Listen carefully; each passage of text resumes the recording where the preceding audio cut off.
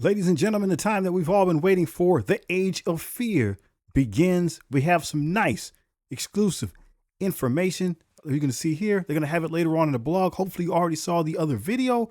A lot going on today. Let's go ahead and get into it and check it out. Right there in front of us, we have Cole Borson, the Serpent. And yo, man, he looks a lot like we thought he would. A lot like we thought he would. Only thing that's different is that nice braided mustache, right? Police that mustache. That's pretty cool, man. That's pretty cool. Let's go ahead and get into the information. Where are we at? We're in the Age of Fear. The Age of Fear is the first major delivery of our Marvel Strike Force 2026 game vision and the wrapper for most of the upcoming feature updates, improvements, and changes we've been hinting at. So we have our nice graphic right here, Age of Fear, Chapter 1, and there is the 8th anniversary symbol. So it's beginning, right? It's beginning as we speak, one way or another. We have Silver Surfer here as the chase character, the Breaker, right? That's what we were told about. And he has that symbol on his chest. Now, I don't know. We got Null here, who is the Incredible Hulk, who in the main comic book storyline, he has a similar symbol. It's not the same. I looked. None of the other symbols for the other worthy members don't match exactly. The closest we could find here is the Hulk, Null, and he also does have that armband right there. He also does have that arm attachment, same as the Hulk. So I wonder if Silver Surfer is the character Null, right? From the Fear Itself storyline. I think that stuff is really cool. Again, right? The person gets the hammer. He who wields his hammer, power of Thor, and they kind of look like him. He who wields his hammer, perhaps power of Null, and you kind of look like him. Now, Null, it's not the symbiote god Null. It's a different guy.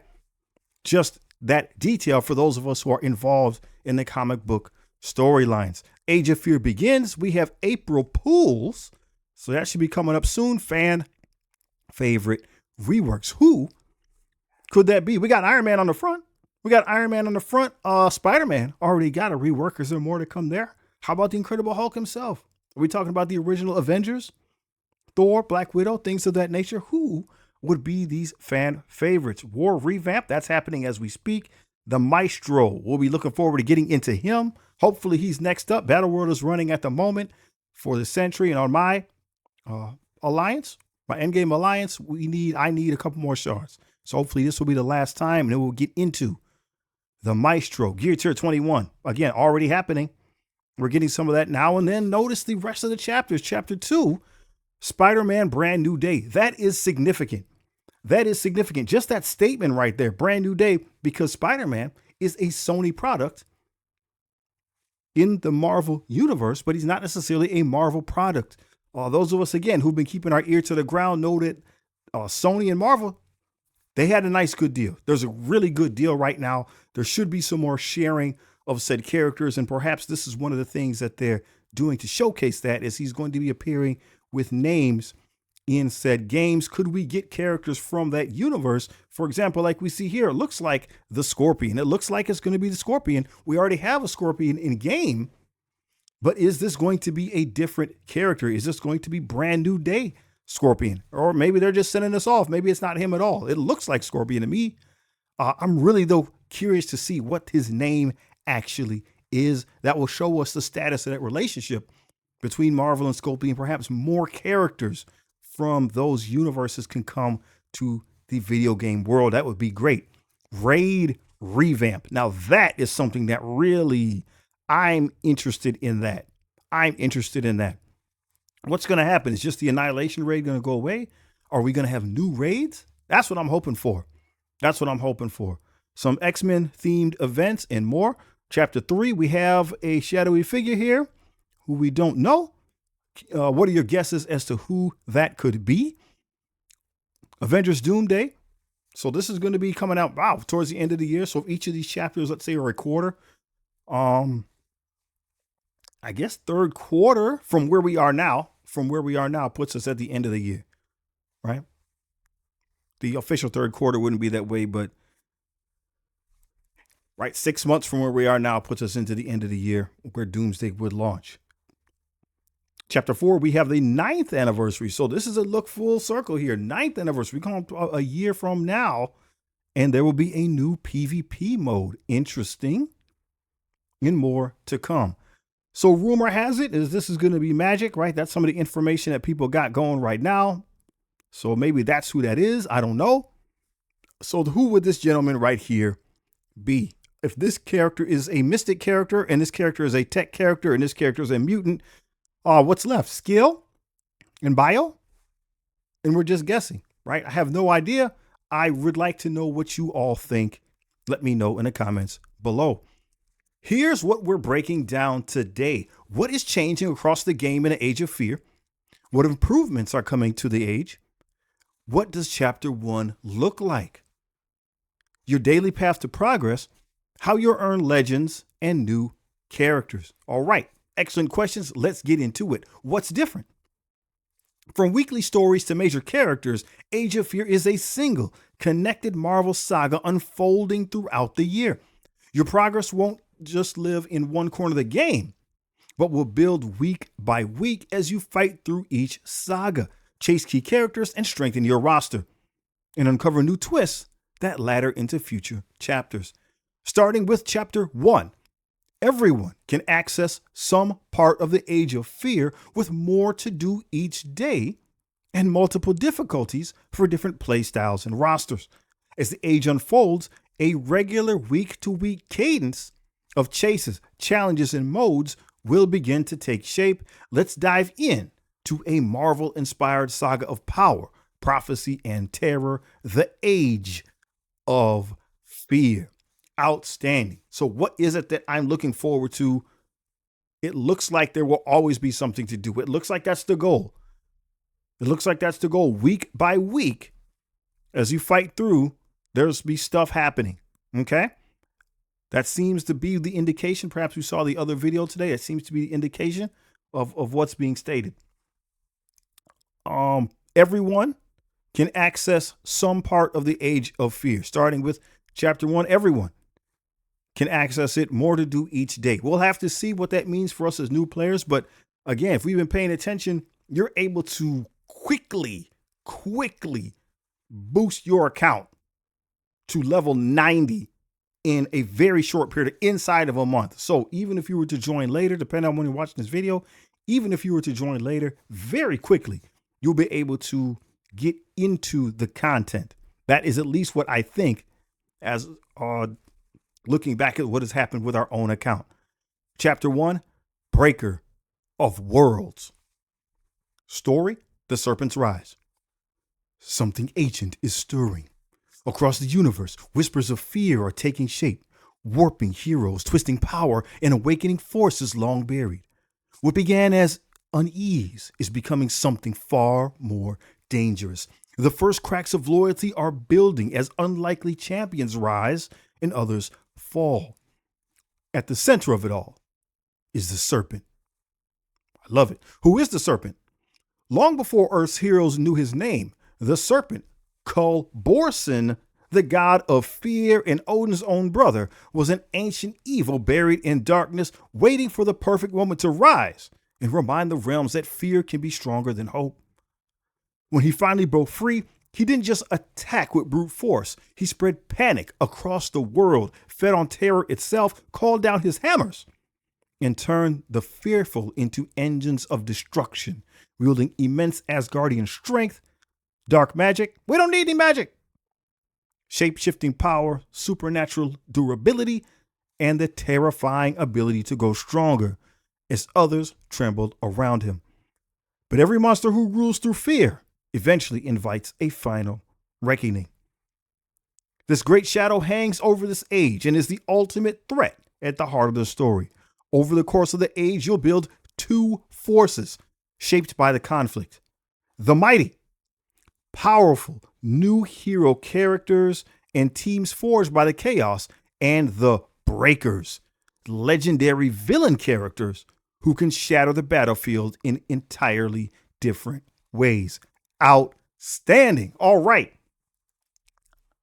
Hey, man, I love this stuff. I love this stuff, right? If you're a nerd, man, you love comics and stuff like that. I love this. So it looks like people were right. right? We were right here. You guys were all right who said it in the chat. The Serpent, Cole Borson, he's the man. He's who we're looking for in this new age of fear.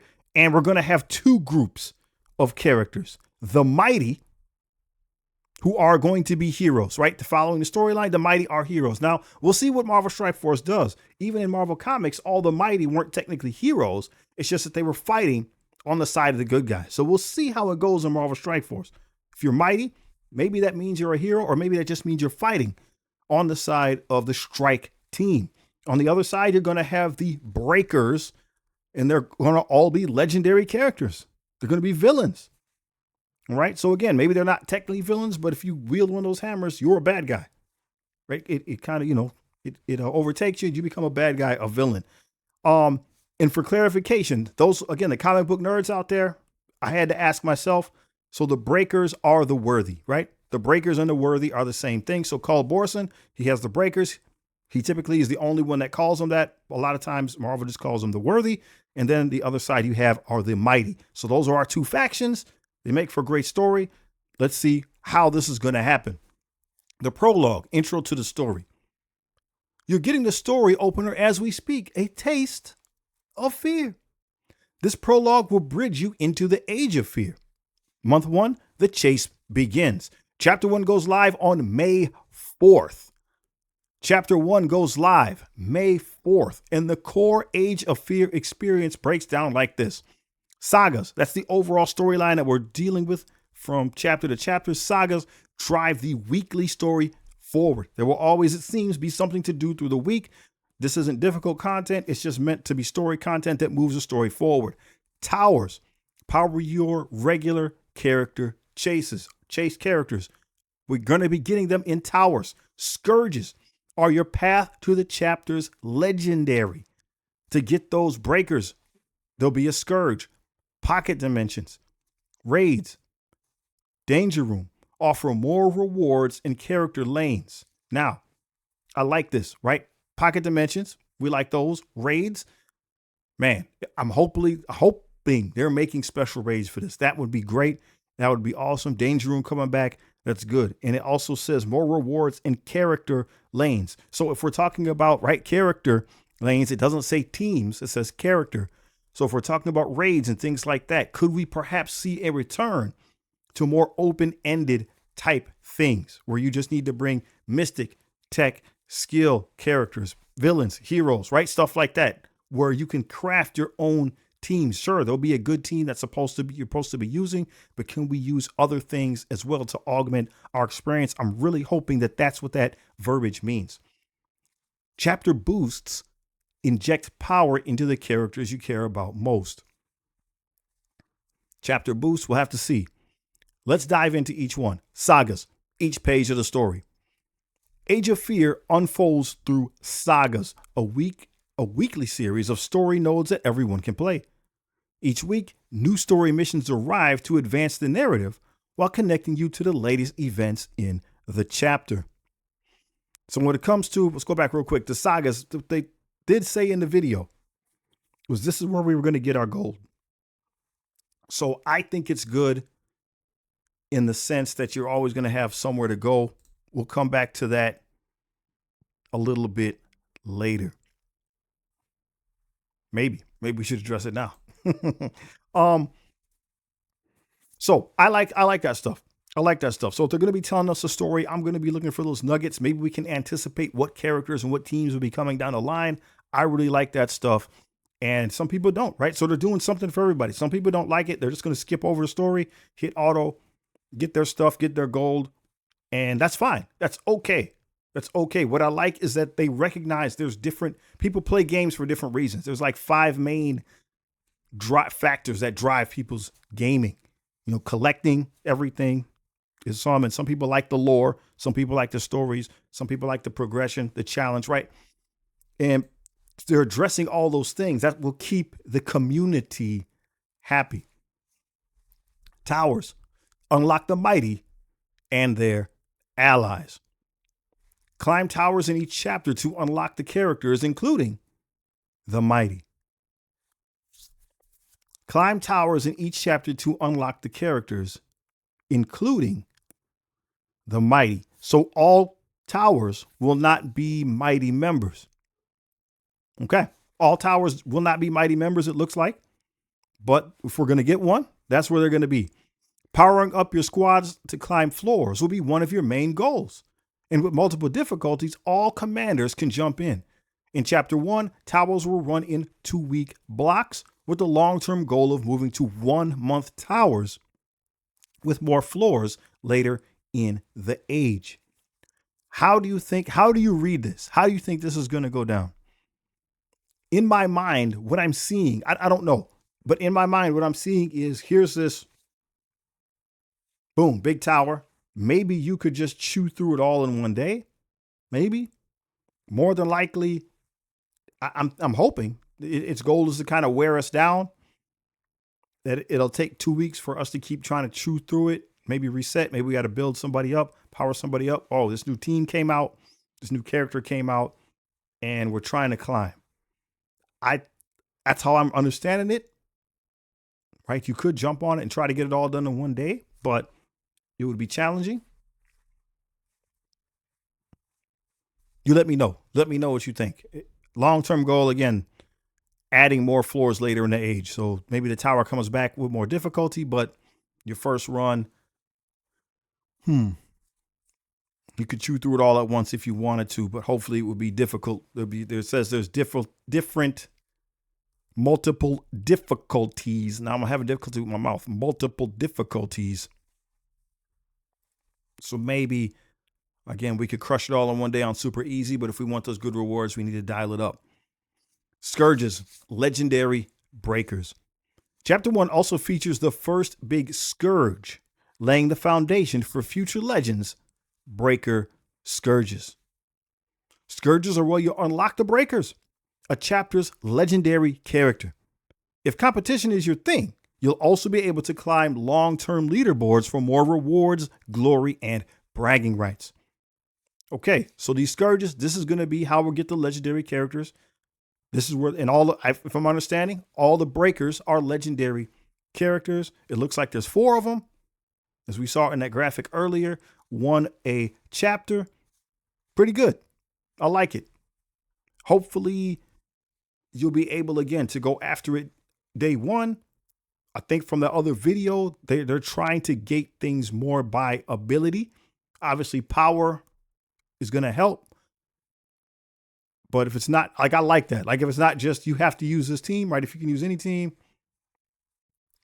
But obviously, the stronger teams you have, the higher you can score, the bigger unlock you get. I like that. I'm hoping that's the case.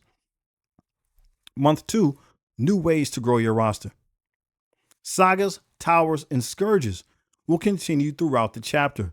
We'll also add more content and events to put more progression and catch-up resources into your hands. Pocket dimensions burst into existence with fresh challenges and resources. Raids supply daily resources and character lanes and will ramp towards future content. Danger Room returns with a redesigned UI and a new difficulty structure. Okay, Pocket dimensions coming back. It looks like it's for resources. Raids also for resources. And I like it says character lanes, not team lanes. So hopefully, once again, that means that we can just use, in certain cases, mixes of different characters that maybe have some related thing, whether it be like a trait or something like that. If they're just mystic, they're just tech, skill, something of that nature.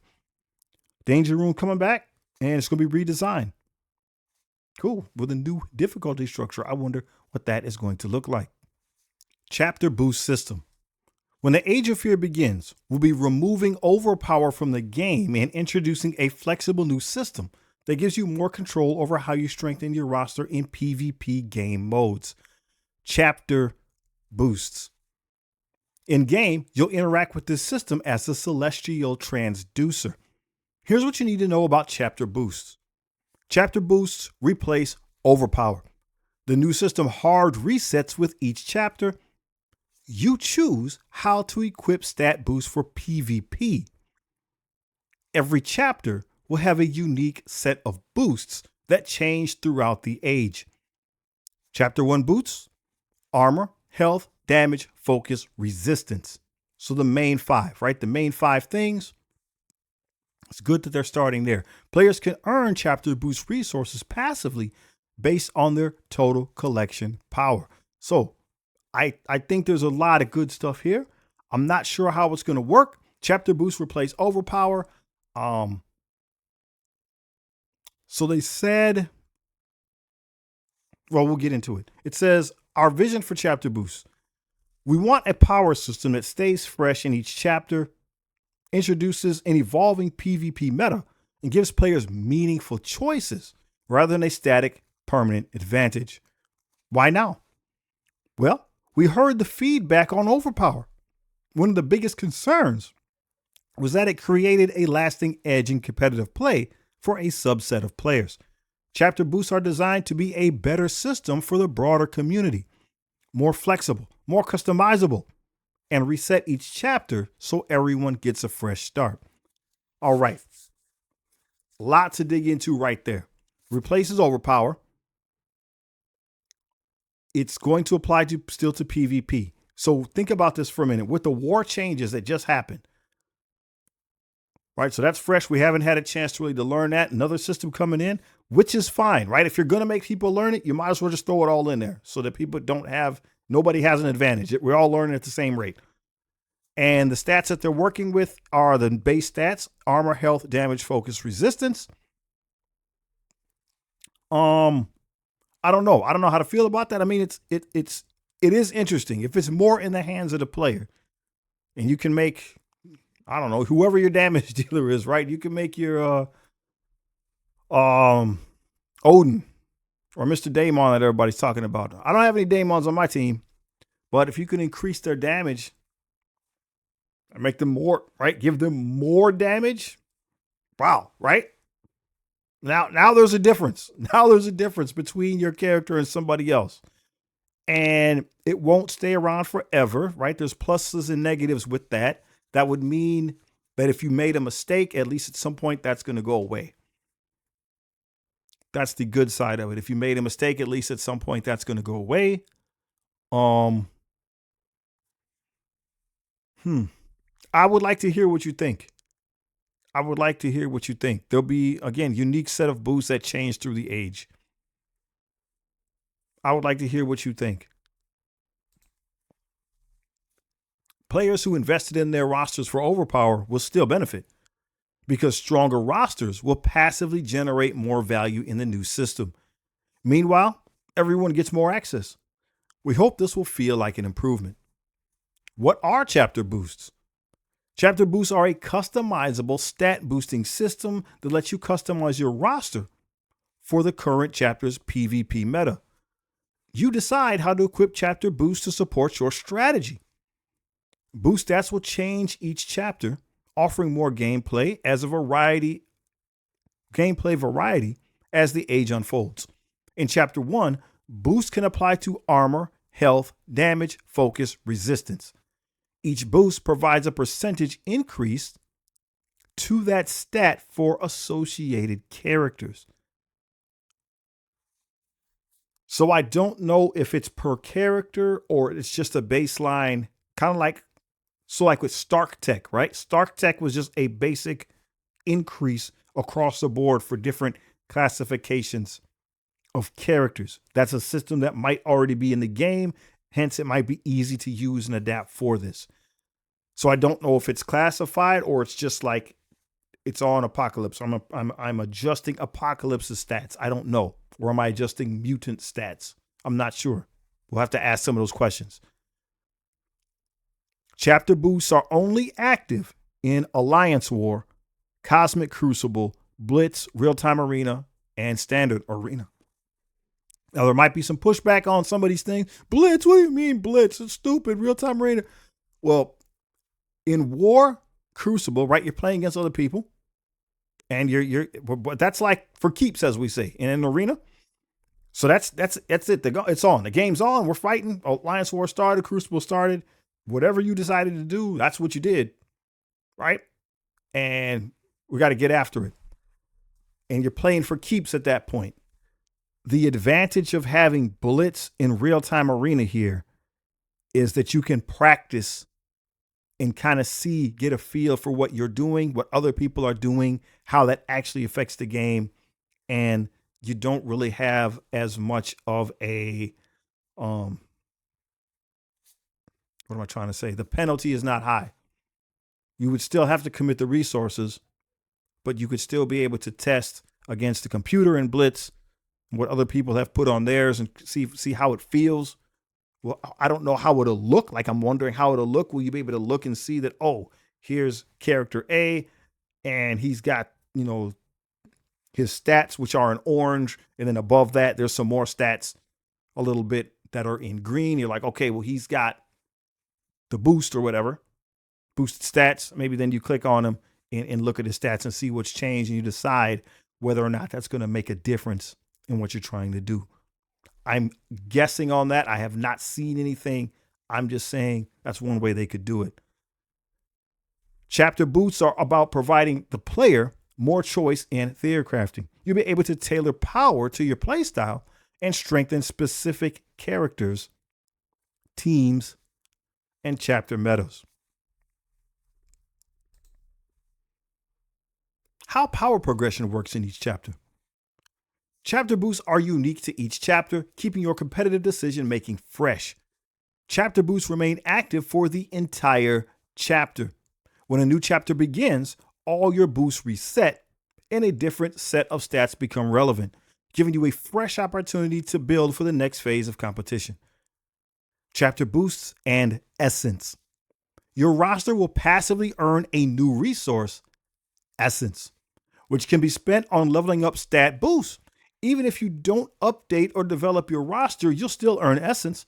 Developing your roster just helps you earn more at a faster rate. To earn essence, just log in and play. Similar to campaign energy. We know our campaign energy just kind of goes up by itself, but you need to collect your essence manually, and it caps at 24 hours. Interesting. So you got to log in and get it. People say, well, that's not fair. I can't, I'm on vacation. Guys, this is one of those areas that I push back on a lot with this. You have to participate. Even if all I can do is just log in, hit collect, right? You hit your dailies, and if that's all you can do, sometimes that's all you can do, right? I understand that we're all busy, but if we're talking about a competitive landscape, the person who's involved in the process should get rewarded somehow, right? If a person doesn't log in for a week, should they get the same thing as you that were playing the whole time? Right? I don't think so. That's my stance on it. We'll see what people have to say. To increase the rate at which you earn essence, increase your roster rank by increasing a character's power stat. So you equip their gear, increase a character level, put some ISO on them, upgrade ability. So just the way we increase the power of our characters normally, that's going to give us apparently some essence. Notice, upgrading characters from the current chapter will increase your roster rank faster. Okay, so roster rank, I was thinking that's our total collection power, but apparently it's different. Somehow that rank, have to see. In chapter 1, you can invest across 2 special chapter traits to increase your roster rank even more. No matter your TCP, there will always be ways to keep increasing your roster rank throughout the chapter. Right. So even if you are maxed out, right? Even if a person is completely maxed out, there's a new character coming at some point that they got to max out. And then these other ways, I'm not sure what that would mean, what other things you could do to increase your roster rank. Now, if you notice, it's called Essence, and that's fitting, right? That's fitting. Annihilus, right? We just beat Annihilus. He's on our team now, figuratively speaking, right? For those of the spender variety, Annihilus used what he called the essence to empower characters. So he made his own heralds, right? So like Galactus made heralds like the Silver Surfer. Annihilus thought that was cool, and he did the same thing. He made some heralds of Annihilus, and he used his power that he called the essence to do that. So I think it's very fitting that now Annihilus is on our team. We can use essence to increase the power of characters on our roster. That's pretty cool. There's 3 tiers of power. There are 15 levels of boosts. Tier 1, that's going to be from level 1 to 5, common essence. Tier 2, level 6 to 10, rare essence. Tier 3, levels 11 to 15, epic essence. You'll passively earn common and rare essence. Epic essence will be available in game, but will be largely inaccessible through casual PvE play and is intended mainly for the highest tiers of competitive players. So I'm wondering if this is something that will be for sale. I don't know. Right? It says Epic Essence will be available in game. I don't know what that means. We will not be able to get it for PvE. So it looks like it's something that you just get on the PvP side. That's the reason why you're using this system for the most part anyway. It takes effect in player versus player events, such as War, like we said, Crucible. So it must somehow, who knows, at some level, you must be able to start earning it. I wonder what that's going to look like. Traits you can build around. The traits you can boost will be based on the most recent and relevant characters in a given chapter. We'll announce the traits and character lists as we get closer to each chapter, so stay tuned. Chapter refreshes. This is the most important point. Everyone resets at the beginning of each 3-month chapter. Each chapter is a fresh opportunity to customize for the current battlefield. We'll share more on how this will work as we get closer. All right, chapters, 3 months apiece. There's 4 of them. That makes up a calendar year. Every 3 months, every time you get to that new chapter, that part is going to reset, the stuff with the essence. And again, we'll have to see how that works. I'm assuming that some of this obviously is because they're experimenting. They don't want people making permanent changes to their roster that you might regret, right? So this allows us an opportunity to experiment. I think that's good. Hopefully this type of stuff, the essence doesn't cost money. I'm hoping, right? Because even if it does, they're telling you right now, it's going to reset. So that's going to give us an idea of what we want to do when the system hits. But I think it's good for, again, experimentation and theory crafting with characters, customizing characters. That's something that people have been asking for. And in this way, it's not overpowering, right? It's going to reset. We have different ways to use it in conjunction with the rules, let's say, of Crucible, War, stuff like that. Understanding the rules of those things, we can take advantage of it in different ways as those rules change and are updated. I think that's cool. Recap: how you'll progress through the Age of Fear. At its heart, Age of Fear gives you a clearer and more exciting path through each chapter. Sagas push the Age of Fear storyline into its next chapter. Towers fuel your ongoing character pursuits. Scourge leads the way to this chapter's legendary character. Pocket Dimensions, Raids, Danger Room offer rewarding side missions packed with extra loot. Chapter boosts rotate stats and reset progress each chapter, powering up the characters that matter to you most in PvP. The Age of Fear is about progressing through a series of interconnected chapters where story, rewards, and roster growth keep feeding into each other. The beginning of a new age. Age of Fear is just the beginning. Experience a continuing Marvel story, new challenges, new character pursuits, and more ways to put your roster to the test. We're excited to begin this journey with you. All right, that's the last slide. Okay, really quickly. 1, I'm really looking forward to the new Age. All right, Age of Fear is a great story. We already seen some cool stuff. That Silver Surfer, the Breakers. I really want to see what the character looks like. Is he going to have new abilities? How's that going to contribute to the growth and development of the Age of Fear, right? Really interested to see that. It sounds like they're going to try to keep content flowing to us at a regular basis. And the content now is categorized, right? Sagas. That's basically storyline type stuff. Easy to do. Sounds like that's where we're going to get our gold. If you want to plug that on auto, I think that's what's going to happen. Awesome. Towers. We're going to be getting our mighty characters there. Again, it sounds like it's something that's kind of always going to stay up. I think. Right? It sounds like when these things hit, like it's just going to stay up. So it looks like it's going to take us time to chew through it. If we're able to chew through it quickly, maybe there's more difficulties, more rewards, something of that nature. Scourges. Those are for the legendary characters. And it sounds like from the video, when it kicks off, Scourge is available. Scourge is open. It sounds like it. Sounds like as soon as the Age of Fear kicks off, then the Scourge is open for that chapter. So will we have what we need to punch through it day one? Will there be a cost, right? If people want to really like push, there'll probably be a cost, right? The teams that we have initially won't be optimal, I'm guessing. As the chapter progresses, we'll get another team or two that helps with that. But if people want to go at it, they can get the character early.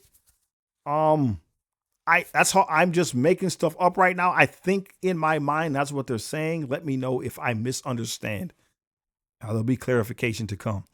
Things like pocket dimensions, raids, danger room. Awesome. I'm looking forward to that. I'm hoping that there's special raids that come around throughout. Pocket dimensions also cool, but I like stuff you do with your alliance. So special raids and then danger rooms, great, beautiful. All that stuff sounds good. It all sounds good. It sounds like they're trying to bring the fun back. This would be the way to do it. This is a great framework. We just need to see what it's going to look like, how it's going to materialize. And then these chapter boosts, it's for PvP content. So I will let somebody else probably speak more on that. I'm not a super competitive PvP player. Like I like war and I like war a lot. Crucible's okay for me, but I play them to get my stuff. So I'm probably not the guy to really dive into that, but I'd be interested on the strategy side on how to build. All right. That part interests me, how to build optimally. That side interests me. The video also said, well, what about like that there might be war towers and crucible towers and stuff like that. So would those chapter boosts, would those chapter boosts go with that? So if I put some chapter boosts and then we go into the war tower, do my characters take advantage of those boosts or not because it's PvE content? But it's made for a PvP team. Interesting. Lots to think about. Can't wait to see how it goes. Let me know your thoughts in the comments below. Are you looking forward to this? What are you really looking forward to? What is it that probably gives you the most willies? I think we're off to a good start. I can't wait to see it. If you haven't seen this video right here, please check it out. It's legit.